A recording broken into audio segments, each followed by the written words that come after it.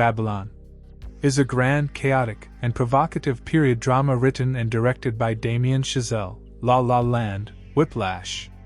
Set during the late 1920s and early 1930s, the film captures Hollywood's transition from silent films to talkies, focusing on the hedonism, ambition, and inevitable downfall of several central characters trying to survive the industry's seismic transformation. It features a sprawling ensemble cast including Margot Robbie, Brad Pitt, and Diego Calva, blending truth, myth, and wild exaggeration to create an unfiltered portrait of early Hollywood's rise and collapse. Its IMDb rating is 6.4 out of 10, and on Rotten Tomatoes it holds 56% critics and 52% audience. In the first act, the movie opens with a massive, drug-fueled, orgiastic party at a mansion in 1926 Hollywood, symbolizing the roaring chaos of the silent era. We're introduced to Manny Torres, Diego Calva, a Mexican-American assistant who dreams of working in film. Nellie Leroy, Margot Robbie, an unpredictable and fiery aspiring actress from New Jersey. Jack Conrad, Brad Pitt, a wildly successful but fading silent film star. Sidney Palmer, a black jazz trumpeter trying to find a place in the industry. Lady Fei Zhu, a queer Chinese-American cabaret singer and scriptwriter.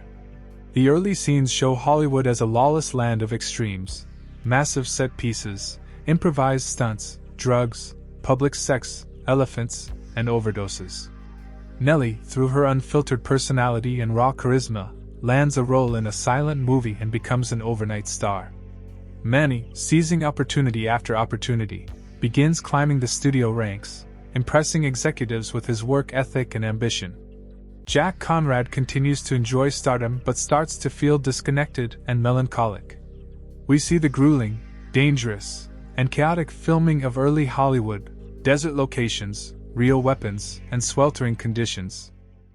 Before we continue with the story, if you enjoy our videos, please subscribe to the One Dark channel and press the bell icon for new videos. Now, let's continue the story. There's brilliance in this madness. People love the films. But the seeds of change are already being planted. The fall begins in the second act of the movie. The advent of sound, talkies, changes everything. Jack struggles with the shift. His suave, silent-era persona feels outdated, and he begins spiraling into alcoholism and denial. Nellie, unable to adapt to the demands of sound, her voice and diction being considered too brash, starts to lose roles. Manny becomes an executive, helping to guide studios through this transition, but must make increasingly difficult compromises. Manny is in love with Nellie and tries to save her from herself, but her self-destructive tendencies and gambling debts worsen. A shocking, surreal sequence shows Manny descending into LA's criminal underworld, where he's forced to attend a grotesque underground sex show orchestrated by a terrifying mob figure, played by Tobey Maguire. It symbolizes the corruption beneath the Hollywood dream. Jack learns that silent film stars like him are becoming obsolete. After a quiet conversation with a gossip columnist who tells him his time is over, Jack dies by suicide. Nellie, shunned by Hollywood and drowning in drugs and debt, disappears into obscurity. The final act is all about reflection and legacy. Years pass.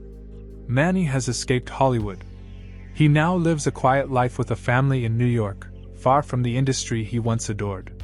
In 1952, he returns to Los Angeles and visits a theater showing Singin' in the Rain, a musical comedy that fictionalizes the very transition he lived through. As he watches, he smiles through tears, part joy, part heartbreak. The film he watches turns his life's chaos into entertainment, into myth. In a powerful final montage, Damien Chazelle shows a kaleidoscope of cinema history, from early silent films to Avatar and The Matrix.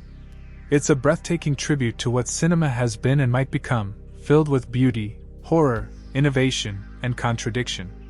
Manny cries not just for what he lost, but for having been part of something greater than himself. My final thoughts for this movie is that Babylon is both a love letter and a poison pen note to Hollywood, a film that celebrates its artistic heights while condemning its moral decay. With vivid performances, especially from Robbie and Calva, it's visually and thematically ambitious. It is intentionally excessive, often divisive, and emotionally wrenching. It asks, is the pain of chasing art worth the immortality it might bring? And perhaps more hauntingly, will anyone even remember us when the lights fade?